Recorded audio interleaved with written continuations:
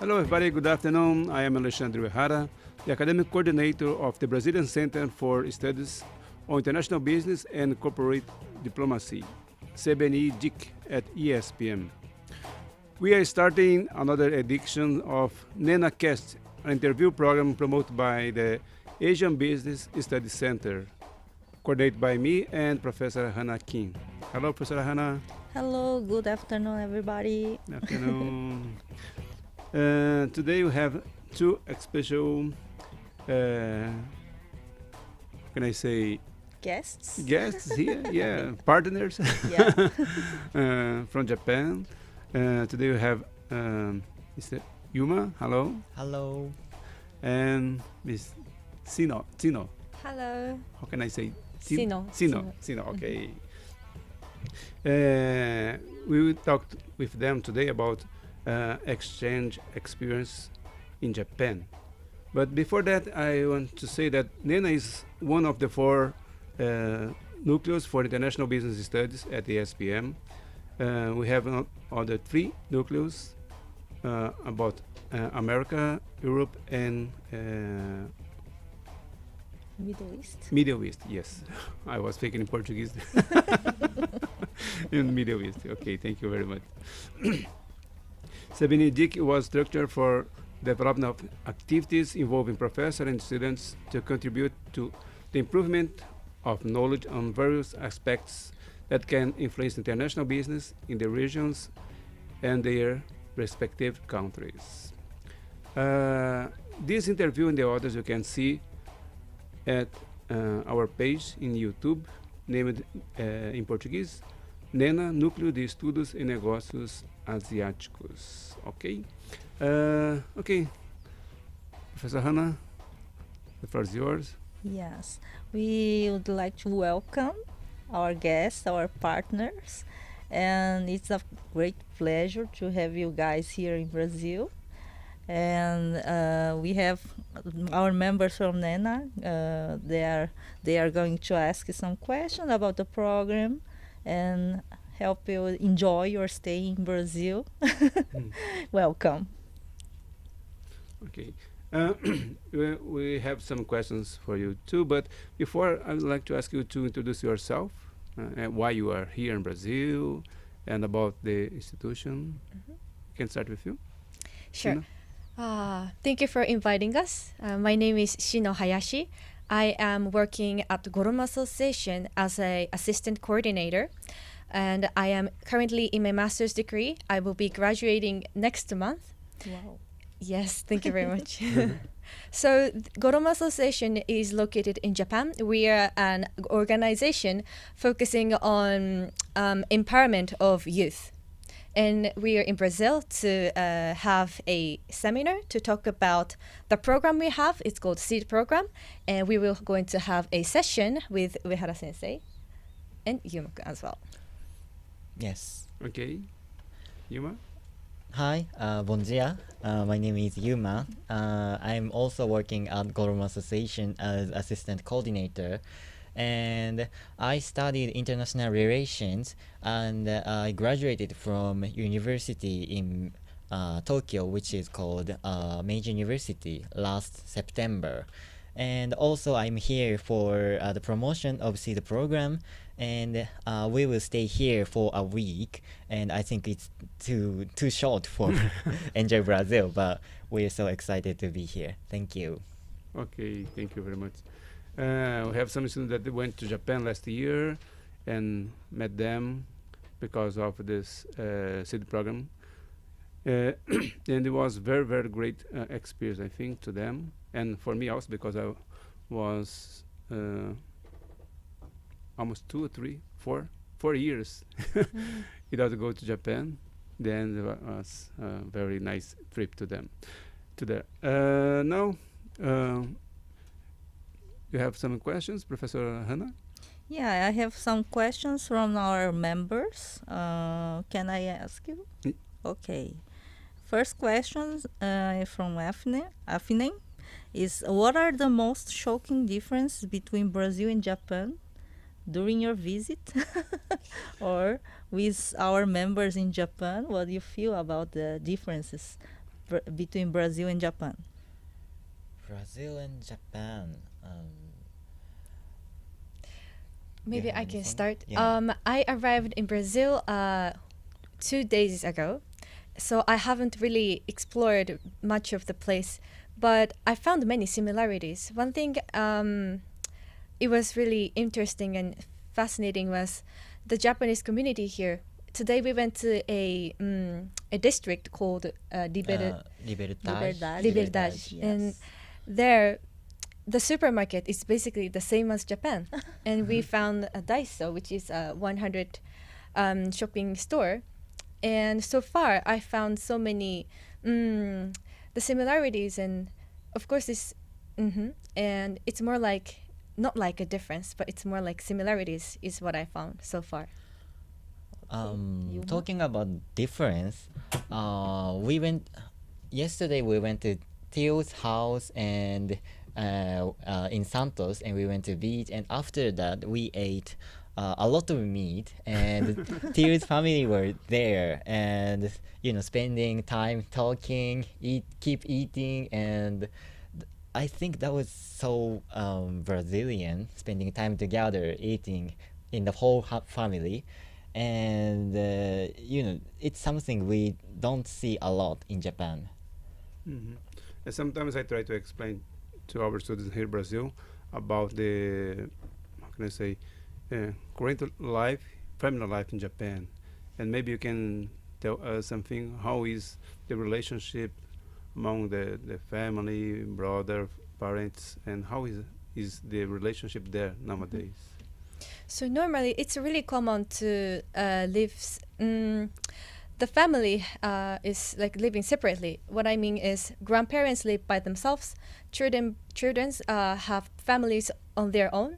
And in my case, I left my home when I was 18, so I haven't spent time with my parents for 6 years now.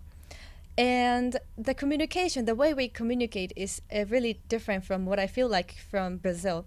For example, I have a friend who at least calls twice a day while he was away from Brazil. But in my case, I call my mother, maybe once in 3 days, or have chat. But it doesn't mean we don't love each other. We love each other, but the way to communicate is really different. I agree. In my case, I talk with my family like once a week, and yeah, we love each other, but the distance to each other is kind of different here in Brazil. And actually, we went to Colombia, and there too, I think family are so close. They always talk on chat, and they call each other, and how they're doing, but we don't do that. But it's just a difference. We care about our family as much as you guys do. So I think it's a different way to show our love, show our care during the family. The difference how to show it, because at my home, my daughter asks me every day, or even 2-3 times a day, to hug her. Oh, my father, please, a hug. And after lunch, a hug. After dinner, a hug. We spend all day hugs at each other. Oh, wow. Yeah, I think maybe Brazilians who live apart may be similar to them. I don't know. Tel. Tel is alone in São Paulo, yeah? Yeah, like I talk to my family every day. Every day. Maybe it's better to talk near the microphone.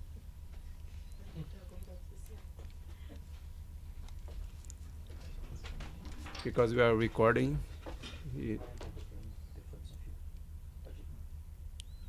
So basically, I talk to my parents like every day, but like by chat, and we call each other like once every 2 days, maybe, or if we need something from another, we talk. But yeah, I feel like even that I live by myself, and like we are far apart from each other, I feel we have more communication than what you guys explained. I think we're still like for us to show love and care, we have to talk to each other, I think. And for you guys, I don't think you actually need that type of bonding, like talking, to show love and care. Like for us, like in Brazil, to talk and to know how their day went and what they have been doing and things like that is our way to show love, I think. And yeah, I think that's basically it. Okay, thank you, Theo. Thank you. Another question? Well, let me see here. Yeah, another question came from Duda. What do you do at Go Room? How is the experience of working there? Thank you very much for your question. I am an assistant coordinator, which literally means I work to coordinate all the logistics during the study tour we had last year. We visited many places and we had to think about the plans where we visit, which day we will go, and how to get there. And all the logistical things, we were in charge of it. And also when we had classes online, we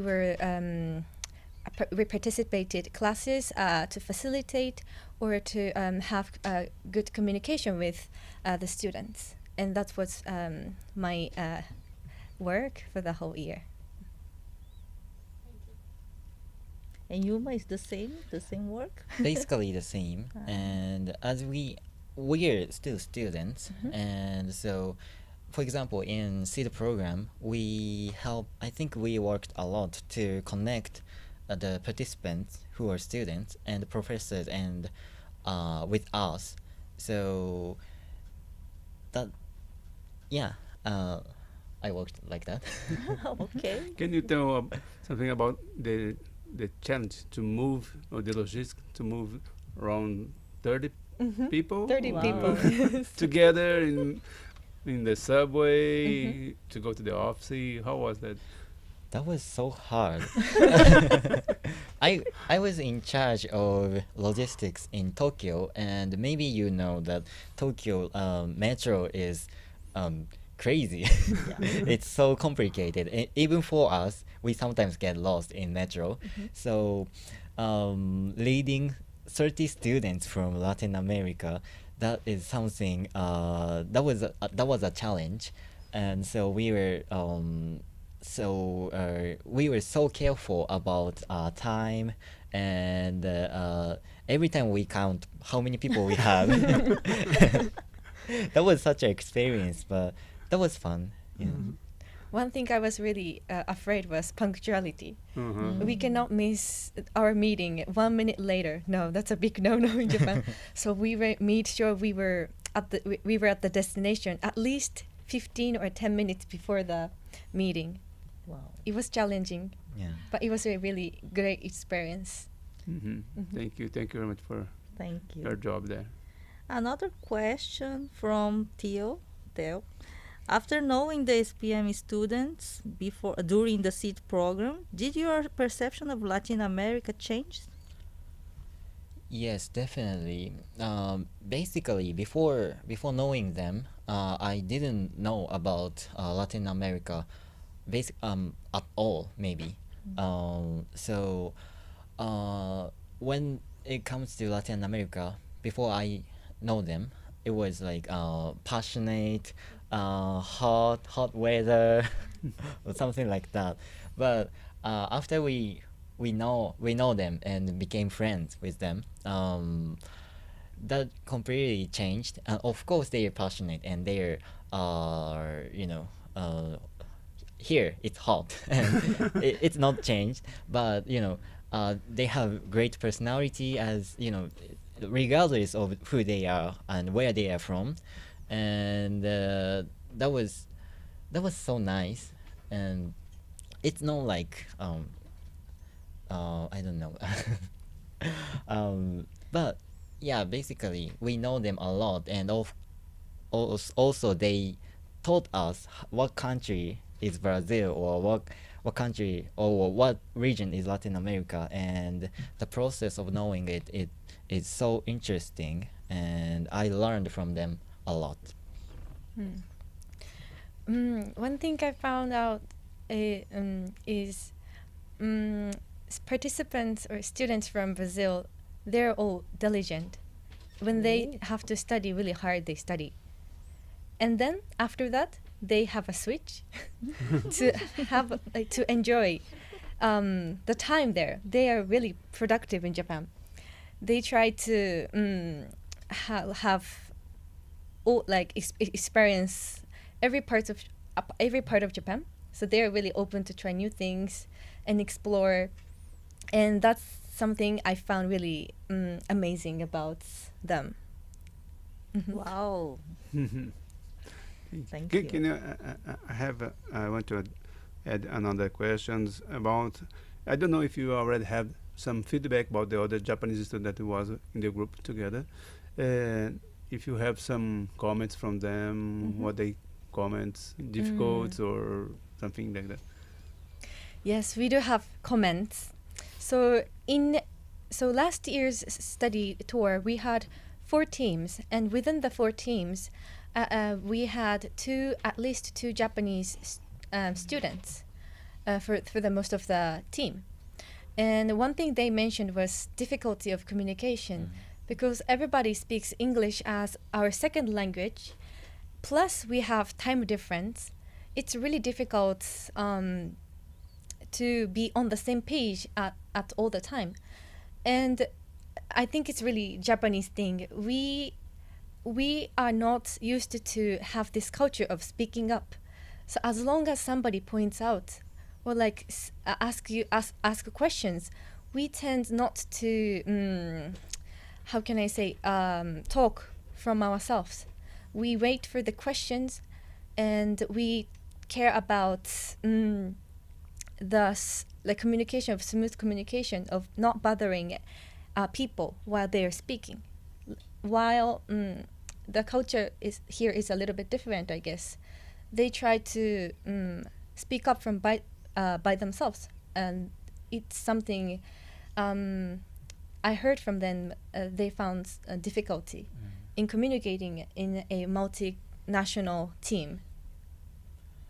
But I think I think it was great because within the team, everyone respect other cultures. For example, Latin students understand that we have that kind of a difficulty to speak up during the discussion, and they understand that and they respect that. So I think they cared for Japanese students to ask their opinions and manage the discussion, and vice versa. And so that kind of cultural understanding was something great we found in the group works. Okay, thank you. Nice experience. Wow. I have another question from Maria Fernanda. What aspects of Brazil would you like to see in Japan?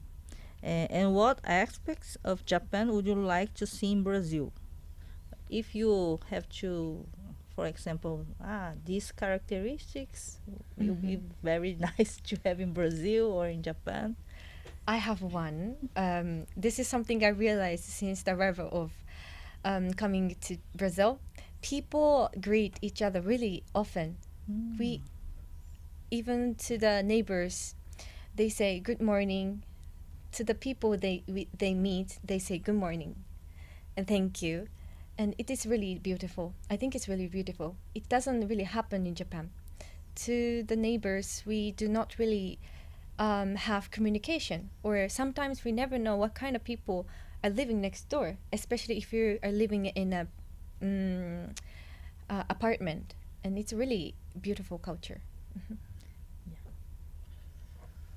For me, I completely agree, and also their optimisticness.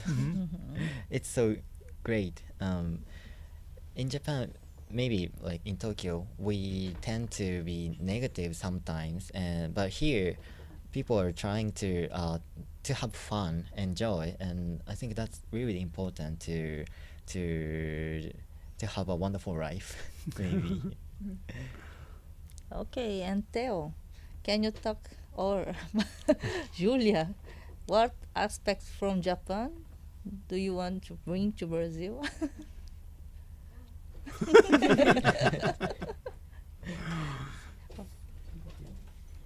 They told us a lot of good things from Brazil, so let's see. From Japan. Julia was a participant from the last C2022. Yeah. So, like, there are the basic things that I think all of us know. That is the cleanliness, like the streets are clean. They have this polite way of behaving. For example, in the subways, they don't talk to each other. Like, we were riding the subway today, and we were explaining to them, oh, these people is selling this thing, this people is asking for money. So I think this kind of thing is kind of shocking when you get there, because we see they have politeness that we don't have here for some things. But I guess another thing that I like would bring up is the way they try to respect you. For example, they were telling about the thing, like, they don't speak up for themselves. But when we were talking, they were always like trying to pay attention for what we were saying, because here sometimes when someone is talking, we sometimes like fly away and pay attention to something else. But I noticed that even if we are telling details, they were paying attention to us, even if they don't find interesting at all. For example, there were some meetings that we were tired and really not paying that much attention, but the Japanese students, they were there present and making a really effort to, to seem like they are polite and being there. Like, I think it's the respect, I think, that we should adapt to our style. But of course, I really like the joyful and the optimistic thing they told about us. Okay, thank you. One more question? Yes. Yes, from Priscilla. What were tour expectations before coming to Brazil? Did you know some places here? Did you find anything different from what you expected when you arrived? Before coming here, the image of Brazil, all I knew was a lot of meat, maybe, churrasco. There is this place in Japan, I tried to go, but it was too expensive, I couldn't go. The perspective that I had before was through our friends that we met during the study tour, and the not much image before coming here. So, sorry, what was the question again? I'm sorry, I'm so too distracted. And what were your expectation? Expectation. Before coming to Brazil, did you find anything different for what you expected when you arrived? Yes. Yeah.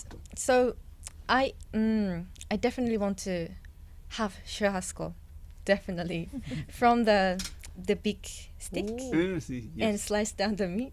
It's so very that was famous. my expectation Yeah. to eat Where's the good churrasco. Gabriel?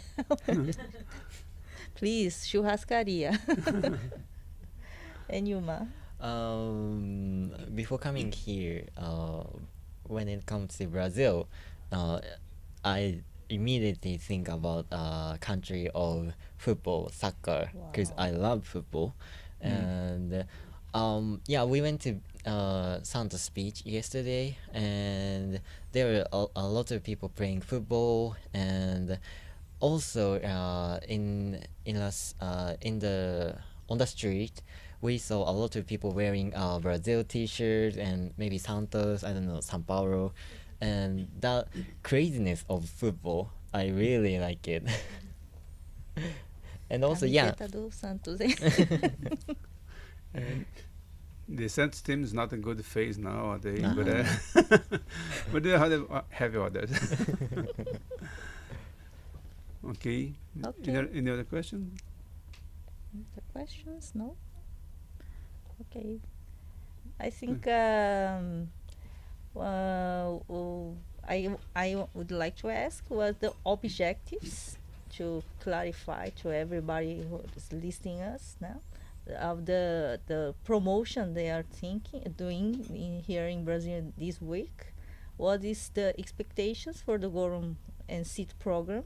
What they expect for this year, 2023? Mhm. Can you tell us something about this year edition? Sure. So this year, we had some we learned from our previous experience, and from next year we will do the same stages. First, we'll have online classes. It will last about 6 months, and there they will be researching all the regional problems that Yamanashi Prefecture has. Yamanashi is located next to Tokyo. The problem the community has is aging society. The number of children are declining and the number of older people increasing. As the number of population goes down, the consumption of maybe sake production or wine products or jewelry products, these are the themes that we did last year. These production, the side is shrinking. So we are aiming through this program, what we are aiming is to expand the business outside of Japan. And this time, this program focuses on specifically in Latin American regions. So having students from all, from Brazil, Argentina, Colombia, really become a great support and help to people living in Yamanashi. And through this program, students have chance to actually analyze the society, analyze the industry and the difference of consumption in Latin America and Japan. And all these strategic idea is going to be a great support of them. And last year, it was really evident. And thanks to all the work the students did, producers were really happy about the results. And we would like to have this sustainable continuity next year as well. So we're really looking forward to seeing all the new students for the next year. And to promote this amazing program, we are planning to have an explanatory session this week. So we're really excited and happy to be here. Okay, thank you. Anything to add? I will talk about student participants' perspective of this program. I think through the group works and study tour, our participants from Brazil, Argentina, Colombia, Japan can learn from each other because from here, from Brazil, Japan is the literally opposite side of the world, and so we have a completely different culture, maybe similarity too. And so, as we talked before, there was a difficulty in the group works, but they solved and learning from each other, and that kind of experience will deepen your ability and will develop your understanding of different culture. And actually coming to Japan will give you such a wonderful experience. And also we had the chance to go to for example, Ministry of Foreign Affairs in Japan, Embassy of Argentina, Colombia, Brazil, and that kind of experience will inspire your career definitely. And so I think it was joining the program, and I think you can get more than just coming to Japan and research. You can get a lot of things from this program, and also you will get many friends all over the world. That is one thing that's great. And because of that, actually we are here and staying Gabriel's house, and that kind of experience you can get it. Okay, thank you. Amazing program. Yeah, it's true. It's amazing. Thank you very much, Shin Hayashi and Yuma Raka, for share your experience. This is kind of information here.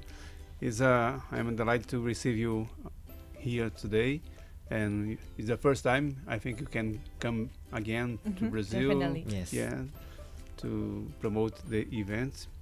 And thank you also for this special conversation where you could share culture difference, culture similarities between Brazil and Japan. Yeah.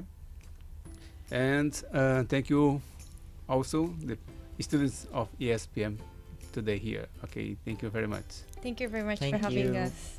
ありがとうございます。Obrigada. Ah.